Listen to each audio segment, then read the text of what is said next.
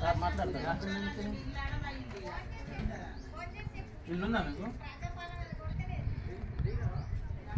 Phone number ఉందా? Bill మీద కానీ Aadhaar card size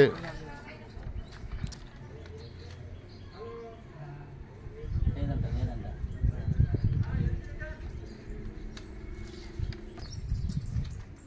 ration card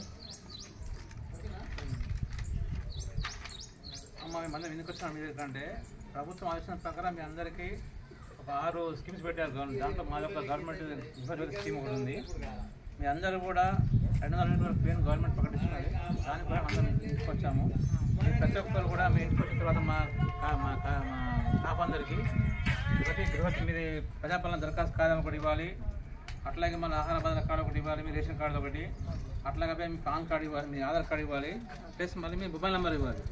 దీని వల్ల అన్ని ఫ్రీ చేసిన తర్వాత గవర్నమెంట్ ఎప్పుడైతే మీకు ఆర్డర్ ఇస్తుందో ఆ రోజు మీకు అన్ని ఫ్రీగా వస్తాము. దానికి మేము ఇక్కడ వచ్చాము కాబట్టి అన్ని సహకరించి మాకు అన్ని సహకరిస్తే మీకు తొందరగా పని అవుతుంది. అనుసారము 6 స్కీమ్లు ప్రవేశపెట్టింది. దాంట్లో మా కరెంట్ ఆఫీస్లో ఒక స్కీమ్ ఉంది, గృహలక్ష్మి అని చెప్పేసి, గృహజ్యోతి అని చెప్పేసి.